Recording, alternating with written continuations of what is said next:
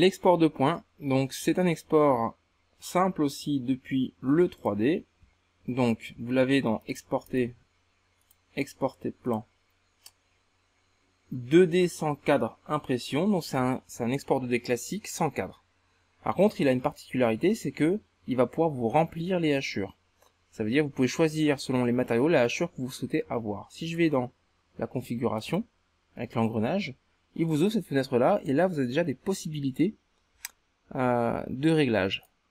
Donc on peut choisir l'export si on souhaite en ligne cachée comme dans le 3D, ça veut dire si je suis en texture, en ligne cachée, en pointillé, etc. Ou bien d'imposer à chaque fois, si je fais un export 2 points, d'avoir du ligne cachée invisible, du ligne cachée avec pointillé, du ligne cachée avec hachure, et même du ligne cachée en trétillé avec hachure. Voilà. Est-ce que j'exporte aussi les attributs? Est-ce que je veux voir les attributs ou pas? Voilà, donc ça c'est vraiment important de bien configurer ici votre cadre. Ensuite, l'échelle. Voilà. Par défaut, il met une échelle fixe de 1/25e. Mais après, quand on rentre dans le 2D, on peut choisir l'échelle qu'on veut. Les attributs, qu'est-ce que je fais afficher comme attribut? Donc ça revient au même que de configurer ici les attributs dans l'export. Et là, lisser, c'est quand vous avez des éléments qui sont facettisés, il peut lisser pour que les arrondis ne soient pas en facettes, mais bien lisses, en fait. Voilà, simplement. Donc, on a quelques réglages supplémentaires. Et ce qui est important, dans les réglages du cadre de l'export 2 points, c'est ces fameuses hachures. Si je rentre en cliquant sur le petit 2D ici, vous avez un fichier layout, version 27 ou version actuelle. Hein. Vous ouvrez le petit 2D ici. Et il va vous ouvrir le fichier layout de l'export. Alors, celui-ci, il est cumulé avec un autre export qui est l'export avec cadre. Donc ça, là, vous en moquez. Par contre, ce qui est important pour vous, ça va être ici de configurer à gauche, là, vos hachures. Ça veut dire que là, vous pouvez, selon le matériau, si je zoome, regardez bien, configurer une hachure en fonction du matériau que vous avez dans le 3D. Et automatiquement, la hachure qui va être configurée va se mettre en place à l'export. Donc c'est ça qui est intéressant, à savoir, c'est que vous pouvez configurer autant de hachures que vous souhaitez. Important à savoir, quand la hachure n'est pas reconnue parce que le matériau n'existe pas dans cette liste-là, vous avez ici, en bas, un texte ici, défaut standard, ne pas modifier ce texte. Il prendra cette hachure-là pour remplacer ce que vous n'avez pas de configuré.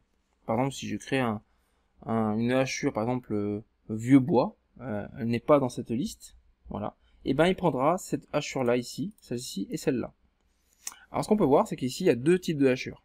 Il y a une hachure, on va le voir en haut, pour les éléments vus en longueur, donc en vue de face, hein, vue en longueur, et les éléments vus par bout.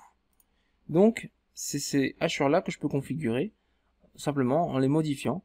Par exemple, j'aimerais que tous ces matériaux là, D30, soient pas de la même couleur. Je dis modifier, couleur de fond, palette, mets-moi une couleur plus foncée, 162 pour le D30 ou le D35, modifier, couleur de fond, palette, allez, 161, voilà. Et vous voyez, je peux configurer une autre type de hachure en fonction du matériau. Si je veux réaliser un nouveau matériau, comme j'avais parlé tout à l'heure du vieux bois, je peux prendre celle-ci, et je dire 6 copier, donc 6 en Y, je descends, je me mets plus bas, voilà. Et là, je modifie mon texte ici. Donc je fais T. Je peux l'appeler vieux bois. Voilà.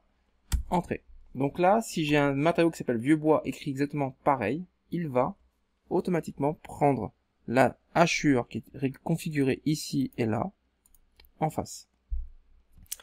Si vous voulez rajouter d'autres éléments de la même hachure, comme là, je vais dire vieux bois, je peux aussi le nommer thermo, hein, si on appelle ça comme ça. Si je fais donc T, je mets point virgule, espace, et j'écris maintenant thermo. Voilà, c'est pour le vieux bois. Hein. Voilà, et ben là, du coup, il prendra ce texte-là. On fait un essai d'export pour vous montrer comment ça faire. Alors, bien sûr, vous quittez et vous fermez le fichier, vous enregistrez, oui. Voilà. Donc je dis OK. Ici, si je fais donc un export, donc 2 points.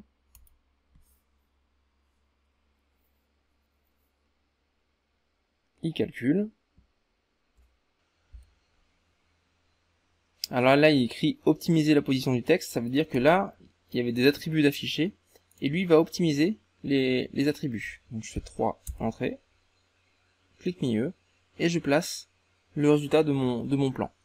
Donc on voit ici qu'il a bien fait de la hachure selon le type de matériau. On voit que le métal est bleu par exemple, le bois est une couleur jaunâtre, et le béton est en gris clair. Voilà. Donc ça c'est les hachures qui sont configurées. Je vous montre maintenant un dernier exemple. J'aimerais faire un petit détail ici avec les assemblages qui sont là en pointillé. Alors je mets en 3D. Je vais zoomer simplement avec majuscule un lasso dans cette zone. Voilà, cette zone là précise. Exporter, export plan, je vais dans ma configuration. Ici, dans l'affichage, je veux des lignes cachées traitillées avec hachure. OK.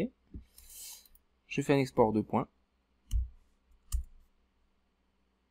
Il calcule. Donc là, ça devrait aller assez vite. Voilà. Et ici, maintenant, en dessous, 3. Alors là, je peux changer d'échelle. Je suis au échelle 25e, hein, donc je change d'échelle. Je vais dire, tiens, mets-moi le détail à l'échelle 1/10. Voilà. 3 entrées. Il me pose un tas de questions sur les textes, hein, vous validez, et vous aurez, du coup, ici, votre détail avec du ligne cachée pointillé. Donc on voit bien ici les pièces qui sont cachées, et ici, les assemblages en pointillé. Voilà le principe de l'export de points. Prochaine vidéo, ce sera l'export, donc point virgule, avec 4 d'impression.